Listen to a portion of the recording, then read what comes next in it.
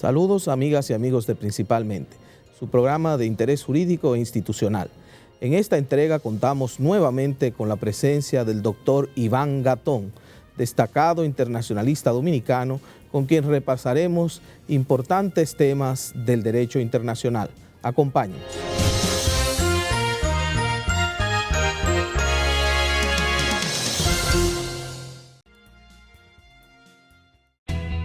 Desde el 1989, Seaboard se convierte en la primera generadora privada de energía de República Dominicana. En el 2012, reemplaza sus unidades de generación por la unidad Estrella del Mar 2, que opera con gas natural como combustible, armonizando con el medio ambiente y poniéndose a la vanguardia en la producción de energía limpia. Seaboard, comprometidos con la satisfacción de sus clientes, el desarrollo nacional y el medio ambiente. Eres soporte de la familia. Eres de los que con su trabajo mueven la rueda que pone en marcha al país. Ahora la patria te convoca para que seas vigilante de la democracia. Intégrate a un colegio electoral. Obtén más información en www.jce.do, acudiendo a la Junta Electoral del municipio o llamando a Fonojunta a los teléfonos 809-534-0523 y desde el interior sin cargos 1-809-200-0523. Tú puedes ser garantía, hacer la diferencia. Intégrate, tú cuentas. Junta Central Electoral, garantía de identidad y democracia.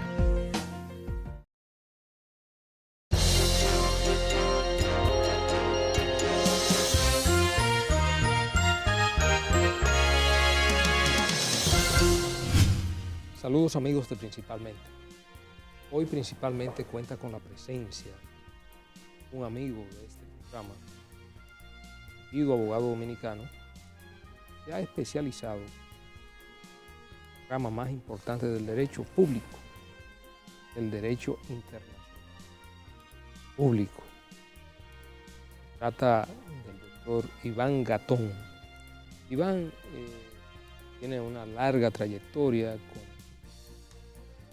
posgrado, sobre todo en esta materia, y también una práctica de derecho internacional público, académico, que imparte la docencia en varias universidades del país. Pero además tiene una trayectoria, una vida diplomática, actualmente labora en la Cancillería de la República y es uno de los principales asesores como embajador en materia de derecho internacional público de esta institución. Con Iván podemos tratar los temas más diversos y actuales del derecho internacional público.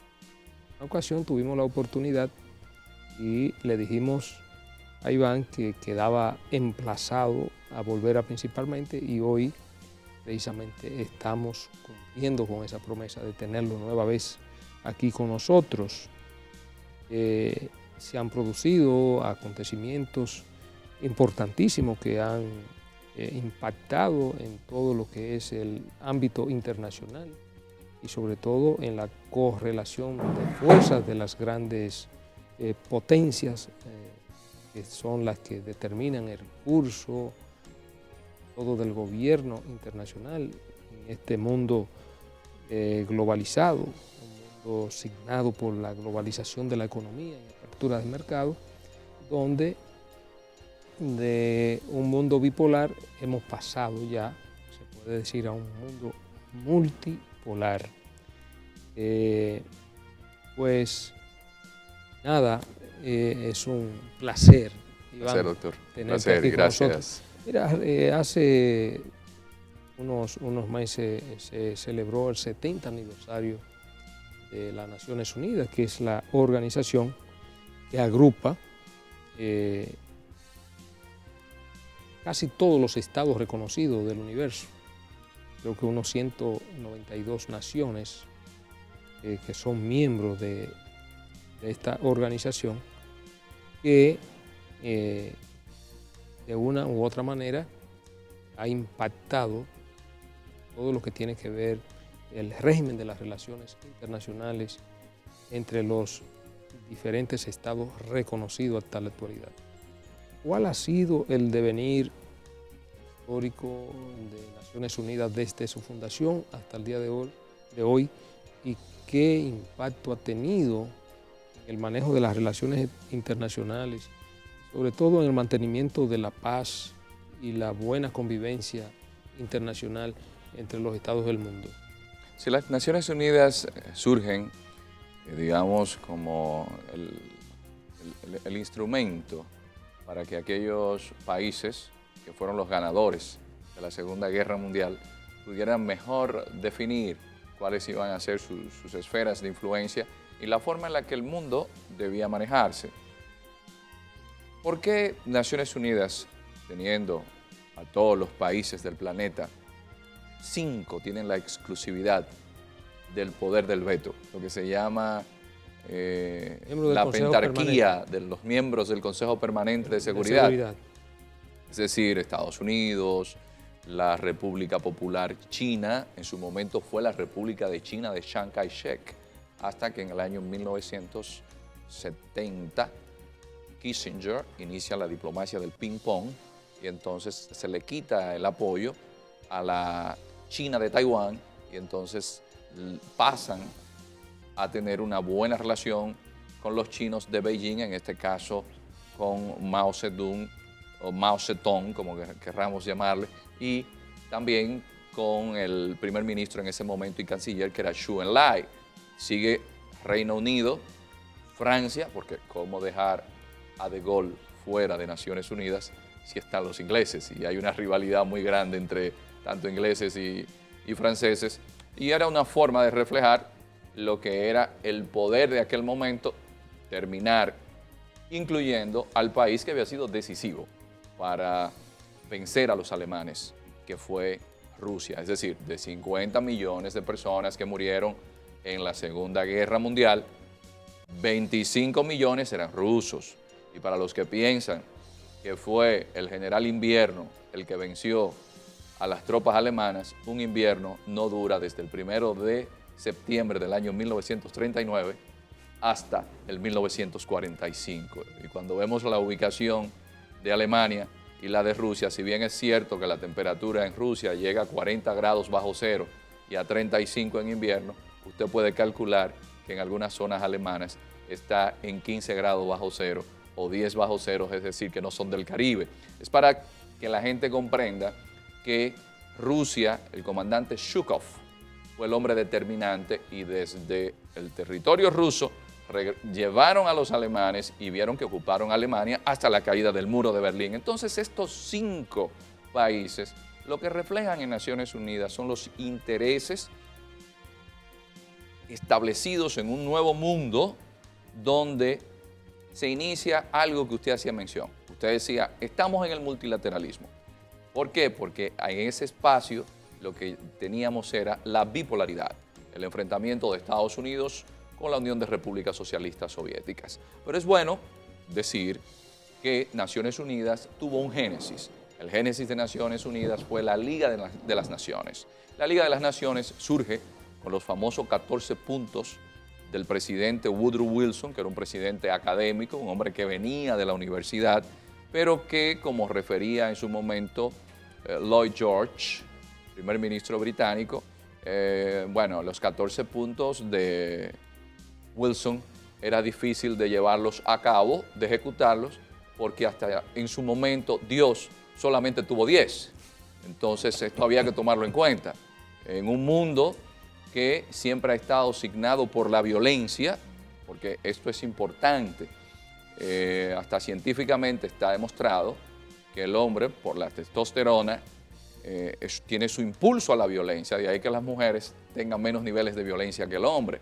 Y el mundo siempre ha estado marcado por la violencia. Entonces, todo lo que había sido el surgimiento de los estados nacionales en el siglo XIX, esos estados-nación que antes habíamos tenido, que eran reinos, porque sucedió un hecho que impactó, el hecho que más ha tenido incidencia en todo el planeta, fue la declaración de la Revolución Francesa de libertad, igualdad y fraternidad.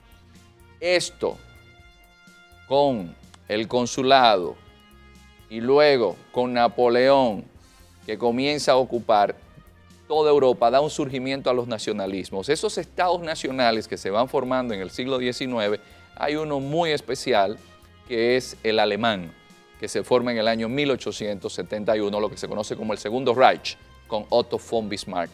Pero estos comienzan de una manera u otra una competencia con Inglaterra, y es el periodo que se conoce como la Paz Armada. Entonces, el último, digamos así, imperio, que era el imperio austrohúngaro, que viene de esa dinastía que había gobernado toda Europa desde que se casó Juana la Loca con Felipe el Hermoso, señores, hasta el asesinato de Francisco Fernando, el archiduque, por Gabrielo Princip en el año 1914, ahí viene lo que se conoce como la caída de las águilas. Entonces, esa gran guerra, la Primera Guerra Mundial, nadie nunca pensó que iba a haber otra guerra, es la que obliga a que se piense entonces en que si seguimos de guerra en guerra, vamos a tener serios problemas.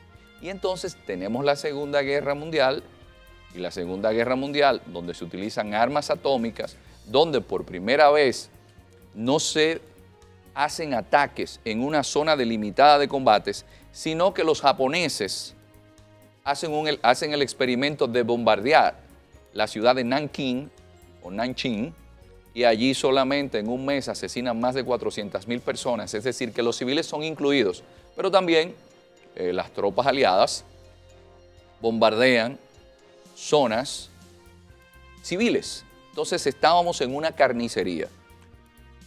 ¿Y qué hacen estos países?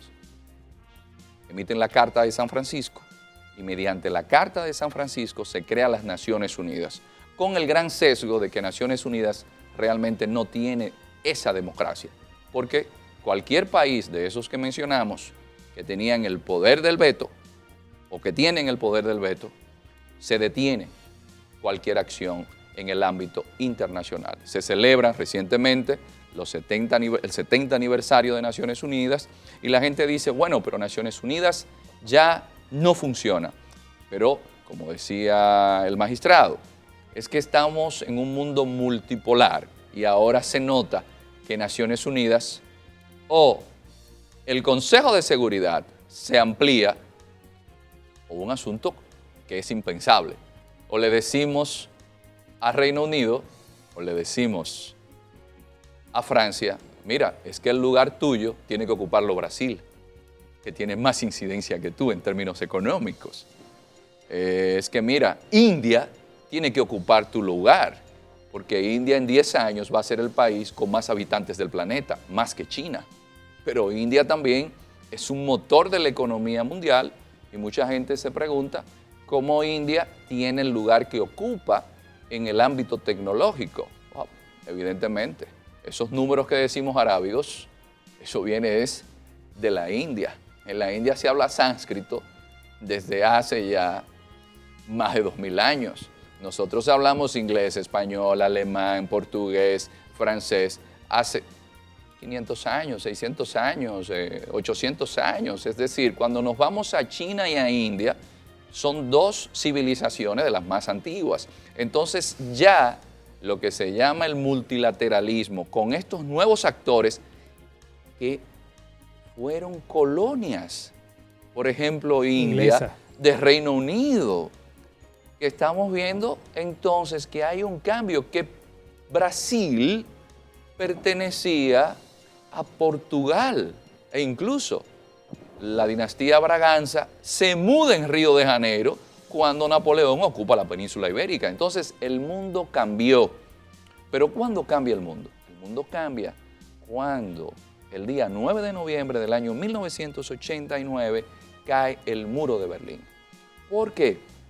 Porque cayó el mundo socialista. Y algo que siempre se habla en los ámbitos diplomáticos, e incluso más allá, gente como Fidel Castro, es que nadie pudo prever la caída de la Unión de Repúblicas Socialistas Soviéticas. Y esto agarró desprevenido a todo el mundo. Hasta en los guiones de las películas hubo que hacer cambios, Porque la gente mala, ¿de dónde usted la saca? Porque todo estaba fundamentado en el comunismo. Entonces, Claro. en ese tren que salió de la estación Finlandia con Vladimir Ilich Ulyanov y 39 acompañantes, como decía el gran escritor Stefan Zweig, que nosotros decimos Stefan Zweig, él decía, en ese tren iba el siglo XX. Es el comunismo que matiza todo el siglo XX hasta 1989. Entonces sucede que Estados Unidos, un país muy joven, imagínense ustedes los vietnamitas, que tienen cientos de años de historia, y los chinos, cuando le hablan de Estados Unidos dicen, no, es que es un país muy joven. Surgió en el año 1776, pero Estados Unidos viene a ser la hiperpotencia, es decir, la potencia que hegemoniza en el mundo entero. Y ahí entonces, con Estados Unidos hiperhegemonizando, sucedió algo que melló, que dañó, que hizo un grave daño a Naciones Unidas, y fue la guerra de Irak. Porque Estados Unidos, todo lo que había sido el consenso que se había establecido a partir de que se estableciera la Organización de Naciones Unidas con el poder del veto, lo rompe al momento de irse a la guerra de Irak sin el apoyo o con el veto de miembros del Consejo de Seguridad. De ahí que su Iván, santidad... Tú decías, escúchame que te interrumpa, que la primera organización que surge como consecuencia incluso de la Primera Guerra Mundial es la Liga de Naciones, pero que lamentablemente la Liga de Naciones tuvo un aparatoso fracaso. ¿A qué se debió el fracaso de la Liga de Naciones y cuál es la génesis entonces que da el traste para que los estados se pongan de acuerdo y surja precisamente Naciones Unidas? Bueno, la Liga de las Naciones, el primer fracaso es el Pacto de Versalles. Porque el Pacto de Versalles, al cual se había opuesto Wilson, era como una especie de venganza. Se obligaba a Alemania a cubrir todos los gastos de la guerra. Y hay que saber que al momento de la rendición de los alemanes, no era que estaban perdidas las tropas.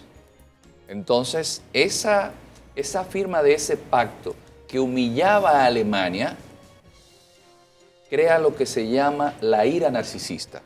Es cuando usted humilla tanto a alguien que le crea un motor de odio tal hacia usted que no hay forma de detenerlo. Eso es lo que explica que luego de la caída de la República de Weimar, que muere Hindenburg, venga el nazismo. Otro elemento que hace añicos la Liga de las Naciones, que la única institución que queda de la Liga de las Naciones es la Organización Internacional de Trabajo. Es la única que ha sobrevivido. Fue la invasión a Etiopía por parte del régimen fascista de Il Duce, Benito Mussolini. Esto se lleva ante la Liga de las Naciones, lanzándole gas mostaza a los etíopes, que era el único país de África que no había sufrido una invasión de parte de los europeos, y tomando en cuenta que Etiopía era un país con una tradición cristiana también muy acendrada. Es decir, llegar a Etiopía a lanzarle gas mostaza que enceguecía, que eliminaba a los etíopes como si fuesen simples bestias. Esto, Haile Selassie, es el inspirador del rastafarianismo, se le llamaba el León de Judá, porque se dice que los etíopes son descendientes de ese matrimonio, o no de ese matrimonio, sino de ese escarceo amoroso que tuvo el rey Salomón con la reina de Saba cuando lo fue a visitar. De ahí que cuando se comprueban los textos judíos, en el año 1980, los propios israelíes comienzan a llevarse desde Etiopía a judíos etíopes que son negros. Por eso vemos en Israel a judíos negros, pero que son de Etiopía. Entonces, esto le da una puñalada a la Liga de las Naciones, porque se podía impunemente llegar a Etiopía, asesinar a la gente. Pero lo que da, digamos, el golpe de gracia es la creación por parte de Japón, que había tomado toda la expansión Meiji hasta la parte de la Manchuria, con la creación de la República de Manchukuo.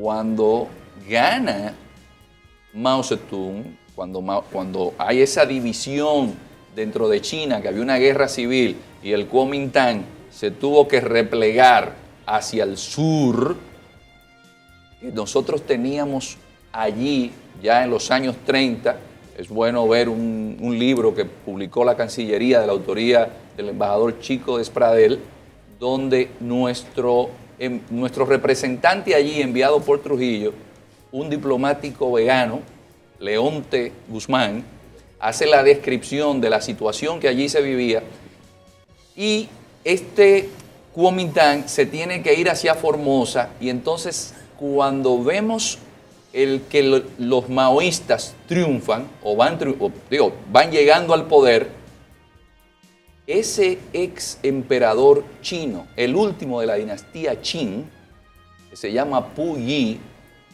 ellos lo llevan como jefe de Estado a una zona de China que se llama la Manchuria. Entonces la creación de Manchukuo, que así se llamaba, ese es el tercer elemento que le da el golpe mortal, el golpe de gracia a la Liga de las Naciones, tomando en consideración que el régimen de Trujillo tenía buenas relaciones con Japón y República Dominicana, junto a otros países de Centroamérica, reconoció esa República de Manchukuo.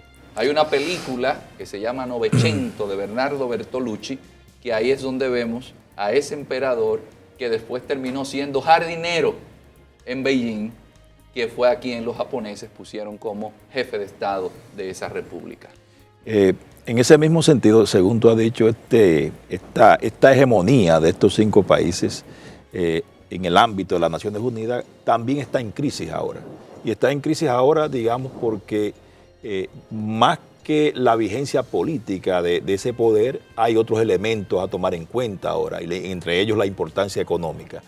¿Cuál, desde tu punto de vista, es el futuro de las Naciones Unidas a la luz de esta nueva realidad, de este nuevo contexto mundial? Pero quizás Naciones Unidas se extienda tanto que no puedan tomar buenas decisiones.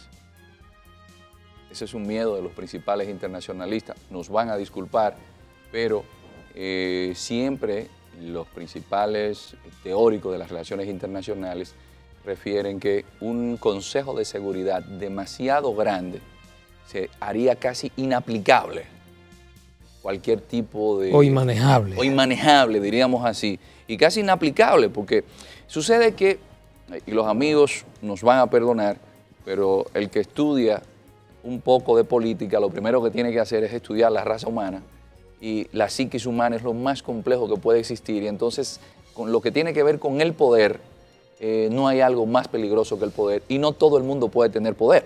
Entonces usted se imagina un país que tenga una economía muy precaria y que sus ingresos dependan de otro país y que tome una decisión en el Consejo de Seguridad, que se vea obligado a tomar una decisión en el Consejo de Seguridad en contra de otro país que puede simplemente decir, córtamele esa vena por donde fluye la economía del país. Entonces, esto es un dilema que existe. Ser demasiado democrático. La democracia como creación nos da un referente, es muy bonita, pero un asunto, y siempre hay que referirlo, y uno de los grandes pensadores de la política, Azorín, él decía que en política un asunto es la teoría de los idealizantes y otra es las manipulaciones de la realidad. Y en el contexto internacional hay tantos aspectos, tantas aristas que ver, que, por ejemplo, le podemos decir que el Consejo de Seguridad, ahora mismo, la mayoría de ellos pueden estar de acuerdo en algo. Por ejemplo, Estados Unidos, Reino Unido y Francia. Y por lo bajo, China y Rusia estar haciendo otras cosas. Y que usted diga, bueno, pero Brasil no es tan importante, pero Brasil creó un bloque que fue la UNASUR y ahora Brasil tiene peso. aunque no tenga representación en el Consejo de Seguridad, usted puede estar seguro que el hecho de que Evo Morales esté en el poder hoy fue gracias al acuerdo de la moneda que impulsó el gobierno de Lula da Silva cuando quisieron dividir a Bolivia al inicio del gobierno de Evo Morales, incluso con gente que venían de la zona de los Balcanes. Y en el Palacio de la Moneda en Chile se hizo un acuerdo y fue Brasil. Entonces ya Brasil, usted debe tomarlo en consideración porque Brasil está ubicado en la zona del mundo donde está el 44% del hierro del planeta y donde está la mayor reserva de agua del planeta y casi la mayor diversidad de flora para poder hacer medicina. Entonces usted tiene que tomar en cuenta Brasil, que es el único país de toda esa zona cuyo ejército no hace ejercicios militares conjuntos con nadie. Y es uno de los ejércitos más importantes que tiene el planeta y con una diplomacia que se ve como imperio. Entonces, ¿cuál es el futuro? Ese es el gran dilema ahora mismo. No tenemos nada claro porque llegamos a un cambio de época de la humanidad. Y usted ve lo que sucedió en Naciones Unidas y no hay nada claro. Es más, quien tiene la principalía en Naciones Unidas es un miembro observador de Naciones Unidas, el Vaticano, el discurso que da el Papa. Y cuando usted ve el discurso del presidente Obama, primera vez que usted nota que se da en el clavo, en el principal problema que tiene la humanidad y en el cual no se está haciendo ninguna inversión, el cambio climático y la pobreza. Obama planteó, miren, el problema es la pobreza, pero están los informes de la CIA y los organismos de inteligencia donde dicen que el principal problema para la paz y la estabilidad del planeta es la pobreza. Entonces, usted ahorita me refería, para la paz y la estabilidad del planeta, ¿qué ha hecho la ONU? La ONU ha hablado de que del plan del milenio, pero como decía el presidente Obama, cada 11 segundos se muere un niño de hambre. Entonces, usted tiene 25,000 personas muriéndose de hambre diariamente. Las asimetrías que hay en las distintas sociedades, ese es el gran problema. Cuando usted tiene, por ejemplo, a un vendedor de cocos que está comprando el coco en el mercado de Villas Agrícolas a 14 pesos para ir al Mirador Sur empujando el triciclo para venderlo a 30 y usted le hace ostentación de riqueza, eso no es injusticia, eso es provocación.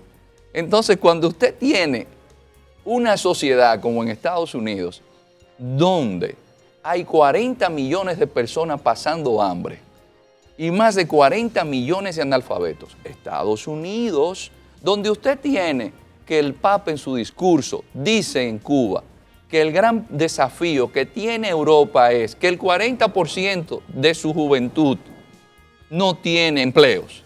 Y Europa está hablando de desempleo. ¿Y qué dejamos a nuestros países? El gran problema que tiene la humanidad ahora es que hubo un sistema, que era el sistema comunista, que fracasó, que hay un sistema que es el capitalista, que con el neoliberalismo de decir que el Estado no sirve, que el Estado para nada, que hay que ponerlo tan chiquito que solamente le dejemos administrar un presupuesto para dar algunas ayudas económicas para que maneje pobreza solamente y que sean los empresarios quienes tengan todo. Pero entonces el sector financiero le quiebra el planeta y ¿a quién le van a pedir ayuda? Al Estado. Entonces, cuando tenemos esa situación de un capitalismo y un comunismo que fracasan ambos, ¿qué le indica a usted de eso? Que se necesita otro tipo de cambio en la humanidad. Y de ahí el llamamiento a que repensemos un sistema donde no necesariamente estemos hablando de igualitarismo, sino más justicia. Entonces, un sistema con mayor justicia social, eso es lo que debe buscar Naciones Unidas. Iván, vamos a hacer una breve pausa. En el próximo segmento vamos a seguir con este y otros temas de sumo interés.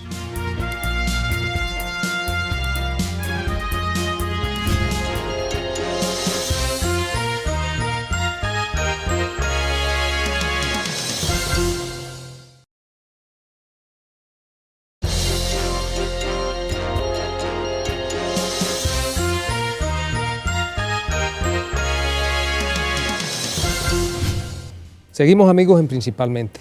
Ahora se integra al equipo de Principalmente el doctor Ramón Núñez, que por dificultades de tránsito no pudo llegar a tiempo. Ya tenemos a Ramón. Bueno, como todos sabemos, estamos hoy con uno de los principales internacionalistas del país, el doctor Iván Gatón. Iván, hemos visto la trayectoria, el devenir histórico de Naciones Unidas e incluso de soslayo tratamos también cómo surge la Liga de Naciones, que es la génesis para que surja Naciones Unidas posteriormente. Pero vámonos ya a trasladar a lo que es el escenario político internacional y sobre todo el conflicto que más connotación tiene a nivel internacional, que se trata del Estado Islámico, el famoso ISIS, que ahora está en el foco, ¿no?, de las grandes potencias, e incluso se habla que en este caso pudiera haber un acuerdo entre Rusia, ya no existe la Unión Soviética, Rusia y Estados Unidos, para de una u otra manera contribuir con el régimen sirio que encabeza Bashar al-Assad. Sin embargo, hay discrepancia y se estuvo viendo en el último foro de Naciones Unidas, donde se produjo agrias diferencias entre los presidentes norteamericanos y el presidente de Rusia, Vladimir Putin y Barack Obama.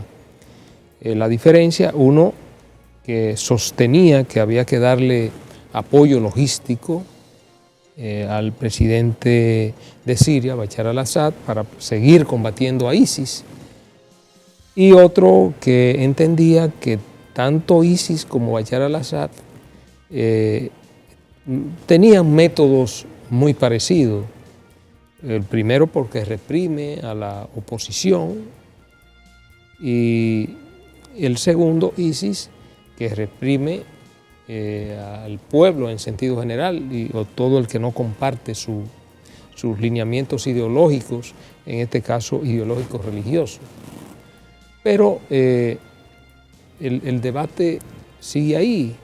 Sin embargo, otras naciones también se han puesto de acuerdo y se han alineado en el sentido de que entienden que hay que combatir a ISIS, porque ISIS se puede convertir en una grave amenaza no solo para Siria, sino que pudiera expandirse y con sus métodos terroristas por todo el mundo.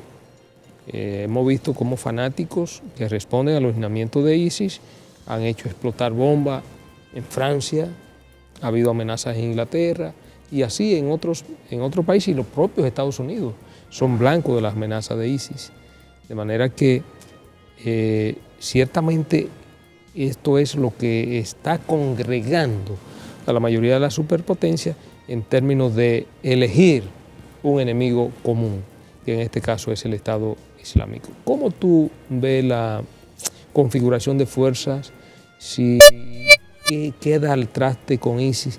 ¿Qué hace que ISIS tome esta connotación a nivel internacional, mundial, como un Estado islámico que, aunque no tiene un asentamiento fijo, está en parte de Siria, en parte de Irak, ha adquirido esta fuerza que ha movilizado, ¿no?, a las grandes potencias? Sí, lo que sucede es que los intereses políticos, y volviendo a su inquietud, ¿cómo vamos a tener un mejor planeta? Es decir, ¿qué vemos en el futuro que pueda hacer Naciones Unidas cuando usted tiene que un gobierno que está establecido, como el de Bashar al-Assad, se financia a un grupo, o a varios grupos, entre ellos una escisión de Al-Qaeda, y que había tenido el apoyo de estos grupos sunitas radicales y que habían también tenido el apoyo. Sunitas radicales, hay que reconocerlo, tiene que ser de Arabia Saudita. Es decir, un apoyo de Arabia Saudita, un apoyo también de Kuwait, es decir, de los petrodólares, apoyo de Qatar también, que Qatar tiene una gran influencia no solamente con el dinero, sino que Qatar tiene Al Jazeera. Y entonces, a través de Al Jazeera, Qatar ha tratado de tomar la hegemonía que tenía Arabia Saudita como representante de los sunitas. Pero hay otro apoyo adicional y es la gente que fue desplazada del poder cuando cae Saddam Hussein. Es decir, todo ese sunismo que fue el que hegemonizó en Irak se financia para derrocar a un gobierno alauí, porque hay que entender las diferencias. Como este gobierno alauí, que es una rama del chiismo que cree que las mujeres no tienen almas, ellos creen que un ser humano puede reencarnar en un animal. Cuando usted lee Las Mil y Unas Noches, que se habla de que se metamorfoseó a alguien, eso es más o menos el chiismo alauí, es decir, para entender esas claves. Pero ese chiismo alauí fue el que Francia, luego que se divide todo lo que había sido el anciano enfermo de Europa, que era el imperio turco-otomano, que cae en la Primera Guerra Mundial. Sí, fíjense, esto hay que referirse a la Primera Guerra Mundial. Se dividen en un escritorio lo que había sido ese imperio, pero ellos decidieron poner en el gobierno a minorías para manejar a mayorías. Por ejemplo, en Bahrein, la mayoría es chiita, pero quien gobierna son sunitas. En Irak, la mayoría son chiitas, pero quienes gobernaban eran los sunitas, entre los que estaba Saddam. Como financian en la Guerra Fría a un grupo sunita radical que se llama Al-Qaeda, cuyo financista era un muchacho joven de 22 años que se había graduado de ingeniería en la Universidad de Riad, la capital de Arabia Saudita. Su nombre, Osama Bin Laden. Entonces llegan a Afganistán, que es un territorio ocupado por los rusos, y le convierten a Afganistán en el Vietnam de los rusos. Y los rusos tuvieron que salir, porque Afganistán es el cementerio de los imperios. Siempre lo ha sido, el cementerio de los imperios. Entonces ahora ese grupo, cuando llega el problema en Siria, Al-Qaeda dice que es muy radical, porque Al-Qaeda se encargaba de atacar solamente intereses occidentales, no de derrocar gobiernos musulmanes. Entonces se dividen.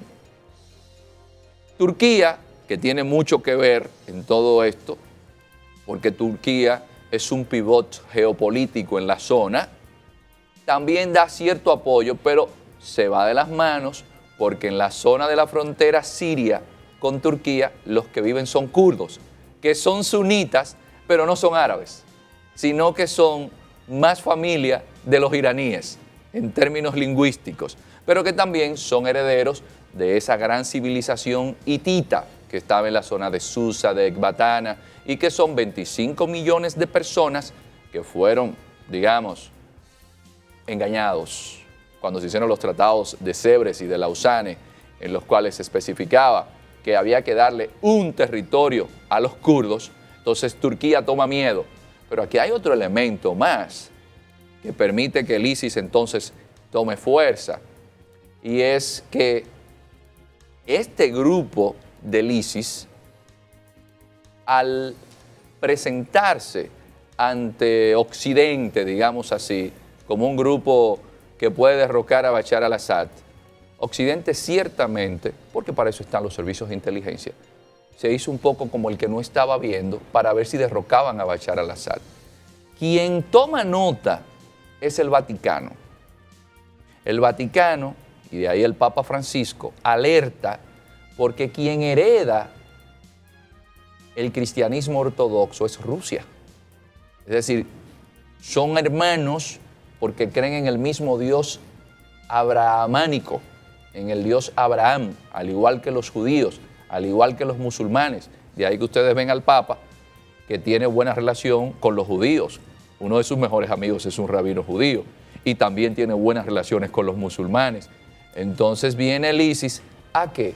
A asesinar monjes cristianos. Pero es en Siria donde nace el cristianismo en el año 35, en Antioquía. Y dicen, mira, si el ISIS se le deja el espacio, no queda un cristiano vivo. De hecho, ¿qué hace el ISIS en el territorio que algunos llaman Siriac? Porque el ISIS se tomó parte del territorio de Siria, pero parte del territorio de Irak. Vende a las mujeres cristianas en $300. Pero el ISIS, como usted decía, magistrado, tiene un ejército de más de 30.000 personas, pero algo que nadie puede explicar. Usted sabe lo difícil que es encontrarle mercado a un producto. El ISIS vende petróleo en el mercado internacional. Pero hay otro asunto por el cual mucha gente no entiende por qué China está involucrado en el problema de Siria y en contra del ISIS.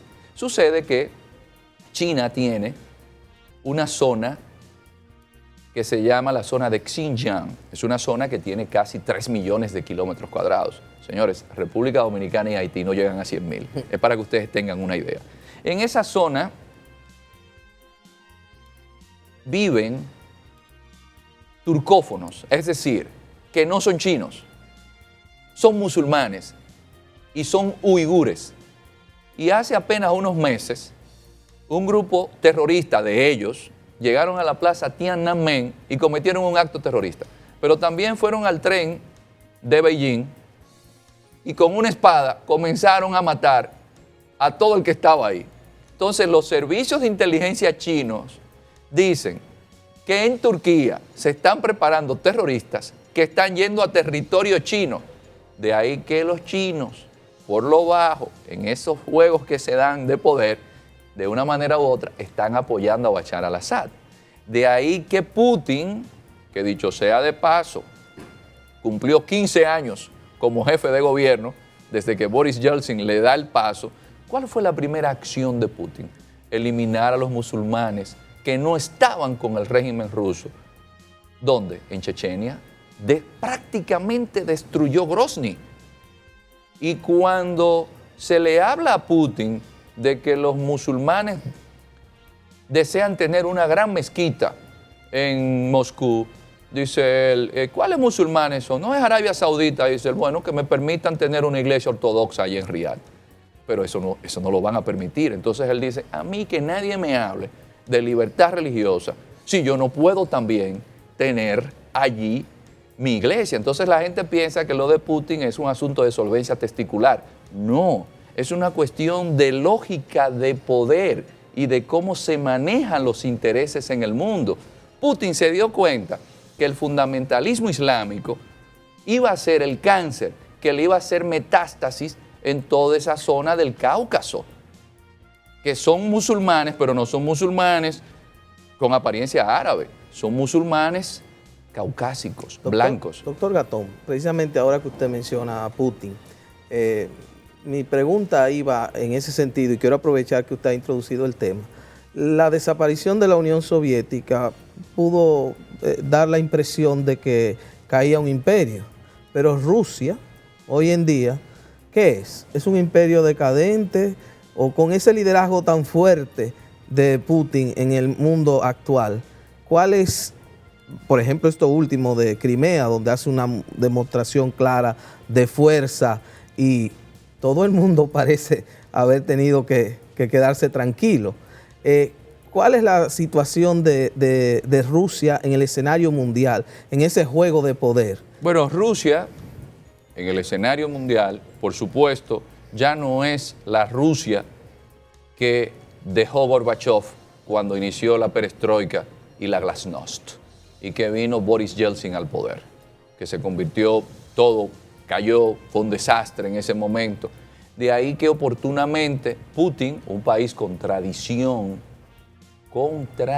autoritaria, tomemos en consideración que Rusia era un país de servidumbre hasta que cae la dinastía Romanov. Y después viene nada más y nada menos, con la muerte de Lenin, Stalin, que no era ruso, era georgiano, era de Georgia. Y viene Stalin, y Stalin sabemos que para autoritarismo, un ejemplo Stalin. Entonces, esa Rusia, ¿quién llega al gobierno? El ex jefe de los servicios de inteligencia en Berlín. Fíjense a ver si era un hombre importante. Un hombre de la Ljubljana. La Ljubljana es la sede de lo que en su principio se llamó Checa, luego se llamó NKVD, luego se llamó KGB y finalmente se llamó FSB, los servicios de inteligencia rusos. Y este hombre que sabe cómo se maneja el poder es el que llega al gobierno. Rusia no tiene, hay que tomar en consideración que Rusia no es lo que fue con la Unión de Repúblicas Socialistas Soviéticas. Perdió a Kazajstán, que tiene casi 3 millones de kilómetros cuadrados. Perdió a Uzbekistán, perdió a Kirguistán, perdió a Tayikistán. Sí, Rusia perdió a Ucrania, que es importante, pero Rusia se quedó con 16 millones de kilómetros cuadrados. Entonces Rusia se queda con grandes reservas de gas. Rusia es un país determinante en un commodity como es el trigo, porque las estepas rusas tienen gran producción de alimentos, pero inteligentemente, ¿qué hizo Putin? Se arrimó a quien está mejor. Eso es una dinámica de la raza humana. Todo lo malo se pega. Y entonces déjame ver, si todo lo malo se pega, déjame yo tratar de que no se me peguen las cosas malas y buscar amigos buenos. Y en este caso, el aliado mejor que yo puedo tener es el aliado chino. De ahí que Putin crea una alianza con los chinos.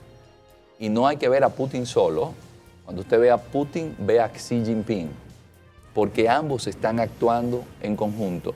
Ambos están cuidando sus intereses.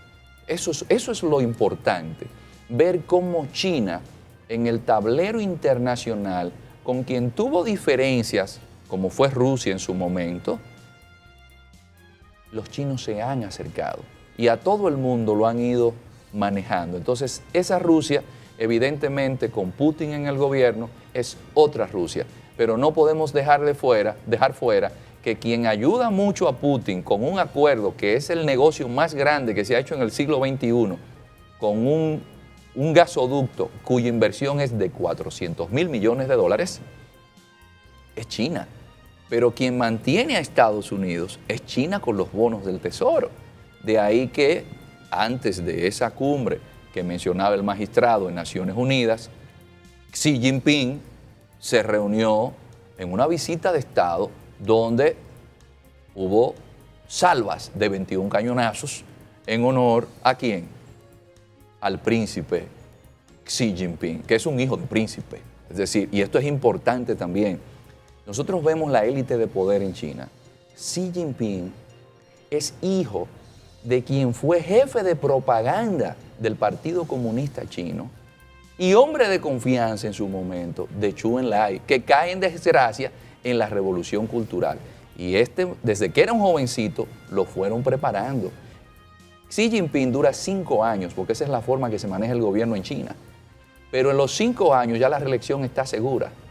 Son 10 años. Cada grupo que llega, el anterior, que estaba Hu Jintao, ese duró 10 años. El que precedió al de Jiang Zemin, ese duró 10 años. El gran ideólogo, el hombre que hizo toda esa transformación para que China hoy pueda estar donde está, fue Deng Xiaoping.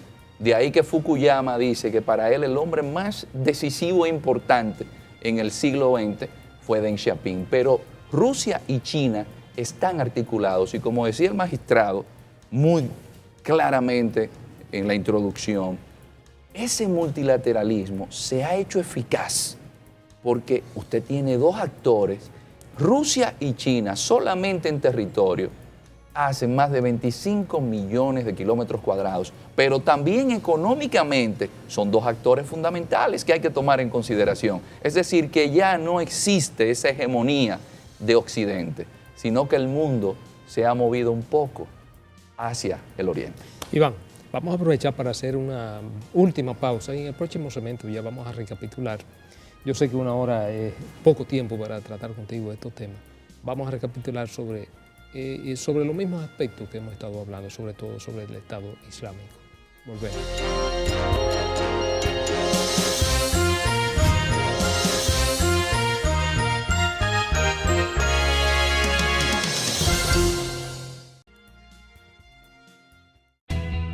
Desde el 1989, Seaboard se convierte en la primera generadora privada de energía de República Dominicana.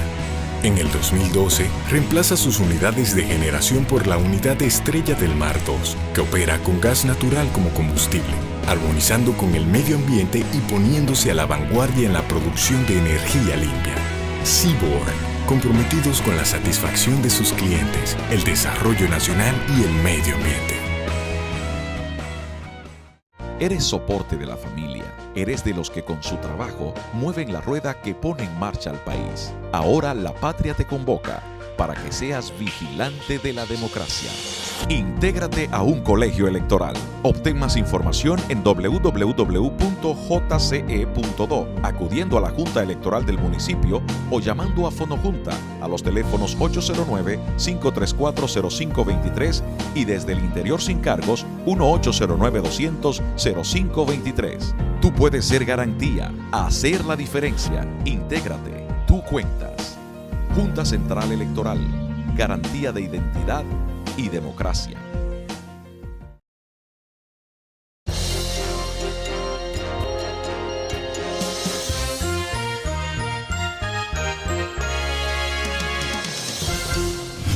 Seguimos, amigos, en Principalmente, hoy con la grata presencia de nuestro amigo, el gran internacionalista dominicano, doctor Iván Gatón. Bueno, Iván, la verdad es que, como siempre decimos, una hora es particularmente muy poco tiempo para tratar contigo estos temas. Y nada, tú quedarás nueva vez emplazado a otra participación con nosotros aquí en Principalmente, porque siempre surgirán temas interesantes en el ámbito internacional que los amigos televidentes deben ponerse al día en términos de lo que son esos acontecimientos que son trascendentales y que inciden de manera determinante en el quehacer del mundo, del planeta.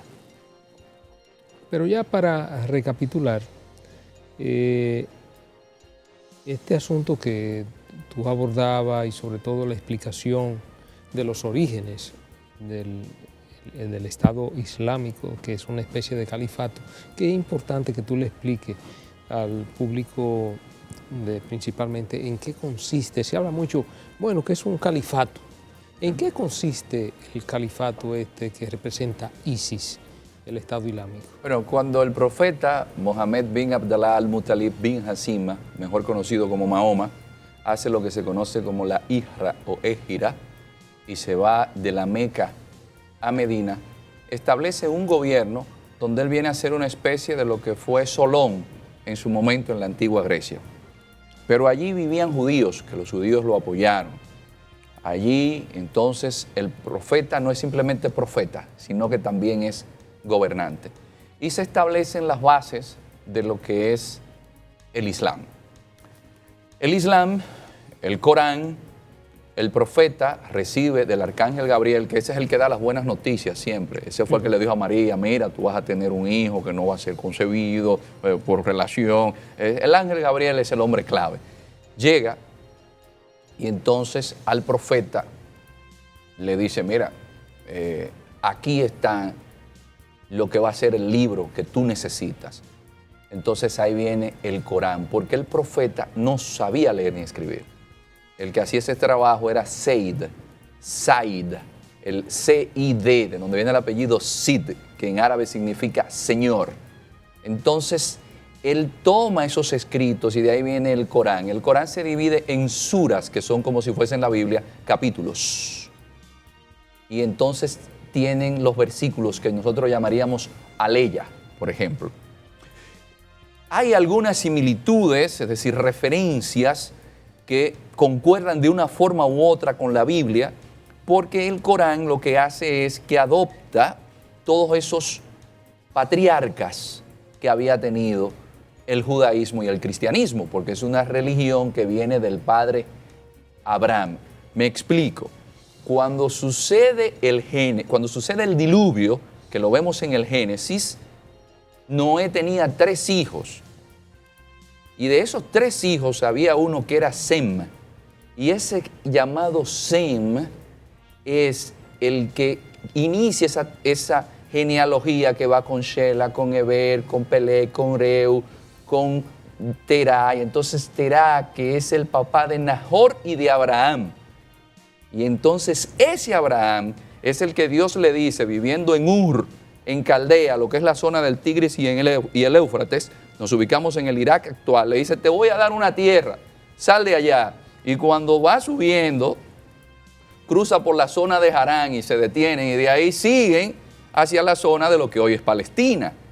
Ese Abraham tiene un hijo con una esclava egipcia que se llama Agar, y ese se llama Ismael, y de ahí vienen los musulmanes. Pero tiene un hijo con su esposa Sara, que era la que estaba muy vieja, que ya supuestamente no podía tener hijos, y ese hijo es Isaac.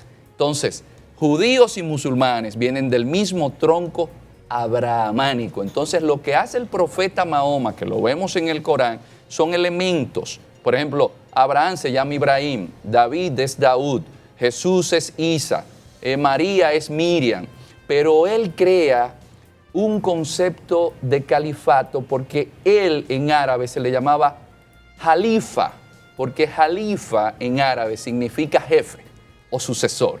Y él era un sucesor ¿de quién? De Dios aquí en la tierra, como el último de los profetas. Entonces el califato tenía una concepción muy importante que se llama umma. ¿Qué es umma? La umma es la comunidad musulmana. Los musulmanes son los primeros que toman en consideración que no importa la raza, que todo el mundo es hijo de Dios. Entonces esa umma musulmana no tiene el concepto de Estado-nación que se da en Europa a partir del siglo XIX.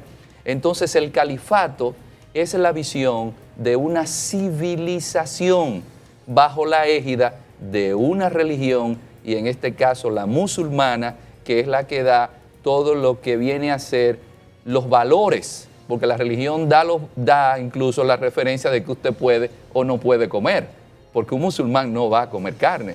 Un musulmán, carne de cerdo, y un musulmán no le va a comer una carne que no sea halal, es decir, que no sea el animal matado en dirección a la Meca.